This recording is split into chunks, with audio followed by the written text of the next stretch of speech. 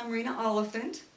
My son Aaron Oliphant was wrongly convicted back in 2017 and has been in the Montana State Prison now for that time, and it's been hard. Aaron is the only son of my husband Gary and I, and he was really very easy. He was a very easy kid, easy child. By the time the trial was over and we were waiting to hear the result, we knew that his lawyer didn't do anything to defend him. His lawyer didn't call anybody on Aaron's behalf. We asked the lawyer many questions, and we knew that the lawyer hadn't done anything. We knew that the lawyer didn't hear most of it, didn't defend Aaron. The only thing his lawyer kept telling us was they don't have any evidence, so they won't convict him. There's no evidence, they can't convict him. That's the only thing he kept telling us.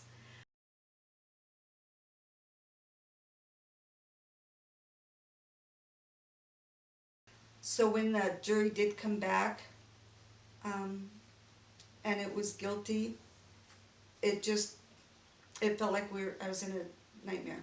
It was, no, this was not happening. And his lawyer immediately turned to us and said, well, I know you blame me. So his lawyer even knew that he didn't do much to defend him. And so it was, and Aaron just kind of turned to us and looked at us, and with just he was devastated. And we couldn't even reach out to him. They immediately, put him in handcuffs and took him away. And it was like, this can't be happening. This is a nightmare. Something's wrong. So we were seeing Aaron on a regular basis until they shut off visits. They have, this year they've had 2 or 3 times throughout the year that they've had special visitation. Aaron is in the work dorm part of the prison, which is outside the prison. There's only 6 spots available for visits. So literally when they open up a visit, I start from midnight on. I'm online. I'm waking up every hour online to get one of those 6 spots to visit. In this last year, we've gotten to visit in person with them about 3 times. We do video visits sometimes, but the quality and the reliability is very poor. It's very hard to do the video visits. So, but his son, his youngest son, who we're thankful that has been able to maintain a relationship with him, he misses his dad all the time. He tells us all the time, I miss my dad. Aaron does call frequently. His son right now, like I say, is just starting kindergarten, so his attention span on a phone conversation kind of, runs in and out. He'll run in, hi Dad, what you doing? And he's, right now he just thinks that that's where his dad works. His dad is a firefighter and goes out on fires, and the rest of the time, that's where he works.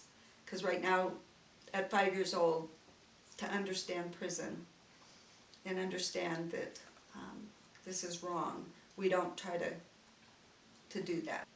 We try very hard to only talk about or look at anything good that's happened because of this, because otherwise it's just too hard.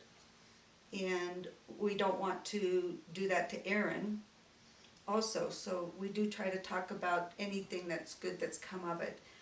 In many ways we've always been a close family and been close with Aaron, but in many ways this has brought us even closer. He knows that he can call and talk to us at any time, and we're here. We've never given up on him. We've never left him. He sees that a lot where he's at. He sees a lot where people never get visits, or don't have anybody to call because they've turned their backs on him. He sees that that's not what he has. He has family, but in some ways it has made it difficult, because like I also said earlier, sometimes it's hard for us to be able to tell him all the things that we are doing or family is doing, or things that are happening with his kids that he doesn't get to see or be a part of. And we feel bad about that. We feel guilty. Sometimes we feel guilty when something good has happened. And we struggle with, should we tell him that or not? It's hard to believe, that we have a son and he's in his 30s, but when he turned 30 years old and in prison, that's certainly not, I remember, I distinctly remember when he was, it took us 10 years for me to get pregnant with him. We in fact didn't think it was going to happen. And I thought I had the flu. And then found out I was 3 months pregnant. I remember when he was just an infant, wondering what's his life going to be like? What are you going to grow up to be? And I distinctly remember those things and wondering, how things are going to go for him. And at 30 years old, and he's in prison. The first Christmas, the very, very first Christmas when he went to jail, so it was before Christmas, when he actually got into prison. Gary and I we didn't even have a Christmas here at home. We where did we go? Wyoming.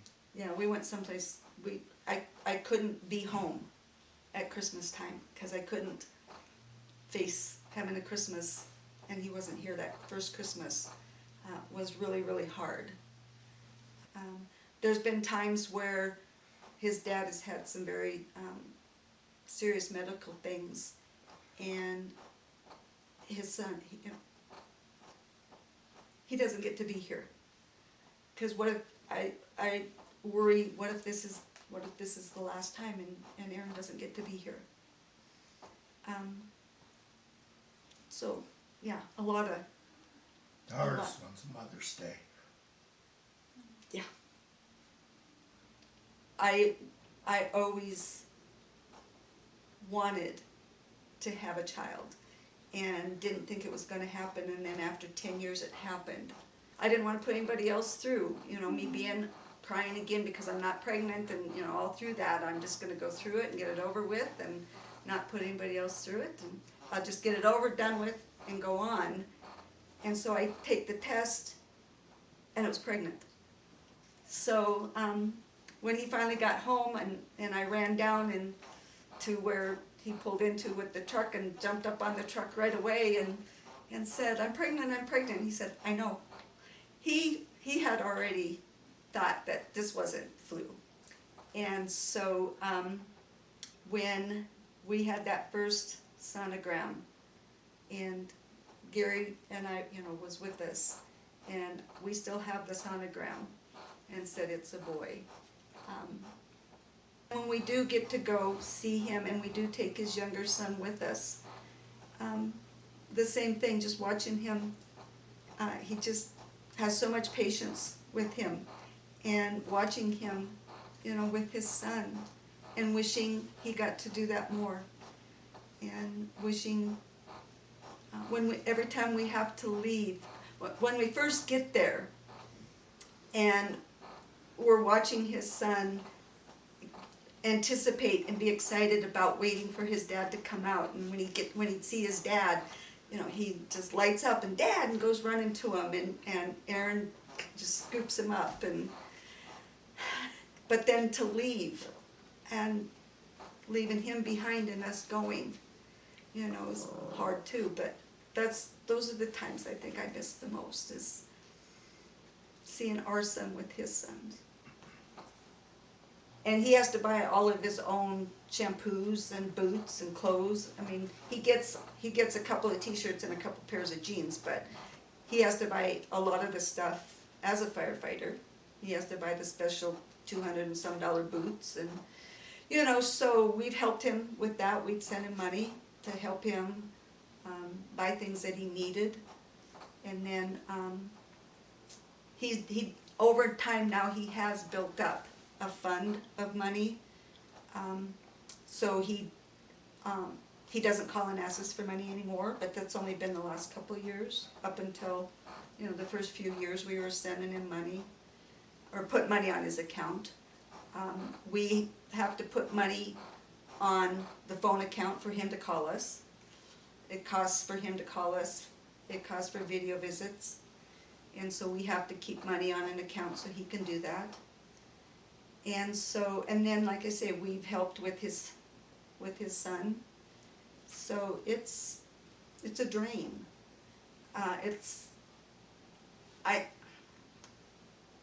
We willingly do it, and we want to do it. But if we get to thinking about it, sometimes it can, you know, cause hard feelings. Not for him, not because he's, you know, but just because of it happening, and because of knowing that this shouldn't have happened. I'm very grateful and blessed that I'm with somebody that we've been together for 43 years, or what, you know, and still want to be together, still have a good relationship, have a good marriage. But there's times where, yeah, it's caused problems in that, because especially when we were going through some of it, because you'd be so angry and you wanted to lash out and you wanted to take it out on somebody, or you wanted to hold the certain people accountable for it, and you couldn't. Sometimes you just have to stop to think, what are you putting other people through? That's not fair to them either. So I guess we've been very lucky that in many ways it has brought us together, including Aaron, including the one grandson we do get to have. There's times where it's like, you just want to hear something, because months go by, years go by, and I know if there was anything to tell us, we'd hear, you know, but it's hard to know that it takes this long, and it's going to take even longer. That's what people also, I guess, don't realize, how long. It happens quick to be convicted, but they don't want to admit that they did something wrong, and they drag it out forever to try to prevent it. Don't think that you can't get caught up in the nightmare that we find ourselves in. It can happen, and it does happen a lot to people that you don't think it could. We always believed in the system. We always thought people, you know, if they were found guilty, they had to be guilty. Or if they were in jail, that they deserved to be in jail. It's not the case. Don't believe everything that you hear and see, whether it's on TV or written in a newspaper or talked about on social media. You don't know the story. You don't know everything that's going on behind it, and that I have learned to be better at not judging. And so for people out there, believe when people say, I'm innocent. They very well could be. And at least give them the benefit of the doubt, because it can happen to you, and that's the scary part.